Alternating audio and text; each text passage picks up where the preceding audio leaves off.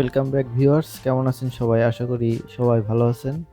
ভিডিওর থাম্বনেল থেকে বুঝতে পারছেন আজকে কি ধরনের ভিডিও হতে চলেছে। আজকের ভিডিওতে থাকছে লো প্রাইজে আপনার ভালো মানের একটি ফ্রিল্যান্সিং কম্পিউটার বা গেমিং কম্পিউটার যে কোনো কিছু বলতে পারেন, বা পছন্দের যে কম্পিউটারগুলো রয়েছে সেটি। তাহলে আর দেরি না করে চলুন শুরু করি। ফার্স্ট তো আমরা কম্পিউটারটি বিল্ড করার জন্য যে মাদারবোর্ডটা চয়েস করছি, এটা একটি চাইনিজ ব্র্যান্ডের মাদারবোর্ড, বাট 3 বছরের ওয়ারেন্টি রয়েছে, যেটি ওয়াংজু ব্র্যান্ড, এবং এর মডেল হচ্ছে H250 plus M.2 NVme supported motherboard. এর সঙ্গে আমরা দিয়েছি হচ্ছে Core i5 এর 7 জেনারেশনের প্রসেসর। সবসময়ের জন্য কম্পিউটারের সেটআপ বা আপনি যখন অ্যাসেম্বলি করবেন তখন কম্পিউটারের প্রসেসরের উপরে অবশ্যই থার্মাল পেস্ট ব্যবহার করুন, কারণ একটি কম্পিউটার যখন চলে তখন প্রচণ্ড পরিমাণে গরম হয়। আর এটি যদি আপনার প্রসেসরের ফ্যান এবং প্রসেসরের মাঝামাঝি জায়গায় যে থার্মাল পেস্টটা দেওয়া হয়, এটা আসলে প্রসেসর এবং থার্মাল পেস্টের মাঝখানে যদি কোনো গ্যাপ থাকে এটি পূরণ করে, এবং প্রসেসরটি ঠান্ডা হওয়ার জন্য খুবই গুরুত্বপূর্ণ কাজ করে। তার জন্য অবশ্যই প্রসেসরে যতটুকু প্রয়োজন ঠিক ততটুকুই দেবেন, আবার বেশি দিলে কিন্তু সব জায়গায় মেখে যাবে। তাই যতটুকু প্রয়োজন ঠিক তার ততটুকুই থার্মাল পেস্ট দিতে হবে। এবং অবশ্যই প্রসেসরের যে 4 সাইডে 4টি লক বা স্ক্রু থাকে, এই স্ক্রু বা লক 4টি অবশ্যই খুব ভালোভাবে যত্ন সহকারে অ্যাকুরেটভাবে টাইট করতে হবে, বা লকগুলো সুন্দর করে লাগাতে হবে। যদি প্রসেসরের ফ্যান ঢিল থাকে বা লুজ থাকে তাহলে অবশ্যই কিন্তু পিসির পারফরম্যান্সটা কমে যাবে, বা একটা সময় দেখা যায় কিছুক্ষণ চলার পরে পিসি টুক করে বন্ধ হয়ে যায়। এই ধরনের প্রবলেমগুলো দেখা দেয়। 2টি র্যাম ইউজ করছি জহুর ব্র্যান্ডের, যেটি হচ্ছে 8GB করে। 8GB দুটো র্যাম হচ্ছে 16GB ব্যবহার করা হয়েছে। এর সঙ্গে ব্যবহার করছি স্ট্যান্ডার্ড কোয়ালিটির একটি রেইনবো কালার কুলিং ফ্যান, যেটি আসলে দেখার সৌন্দর্য বাড়ার কারণে প্রাইসটা অতটা বেশি না। এবং এর হচ্ছে যেটা আর কি পাওয়ার সাপ্লাই আমরা ব্যবহার করছি, পাওয়ার সাপ্লাইটা হচ্ছে থার্মালটেকের লেট পাওয়ার 450 ওয়াটের একটি পাওয়ার সাপ্লাই। একটি পিসি সেট করতে গেলে আপনার পিসির মাদারবোর্ডের যে স্ক্রুগুলো লাগাইতে হয়, সেটা পরিপূর্ণভাবে যে 6টা বা 8টা ছিদ্র থাকে যেগুলো খুঁটির সঙ্গে স্ক্রু দিয়ে লাগাইতে হয়, অবশ্যই খুঁটির সবগুলো স্ক্রু ব্যবহার করতে হবে।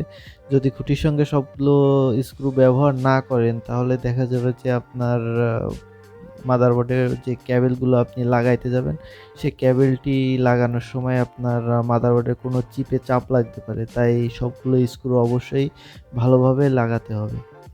আর হচ্ছে আমরা এই পিসিতে যে এসএসডিটা ব্যবহার করছি দেখতে পাচ্ছেন, এটা হচ্ছে টুইনমস ব্র্যান্ডের একটি এসএসডি, যেটি 128GB NVme হচ্ছে এসএসডি, যেটা এই মাদারবোর্ডের পারফরম্যান্স বাড়ানোর জন্য খুবই ভালো কাজে দিবে।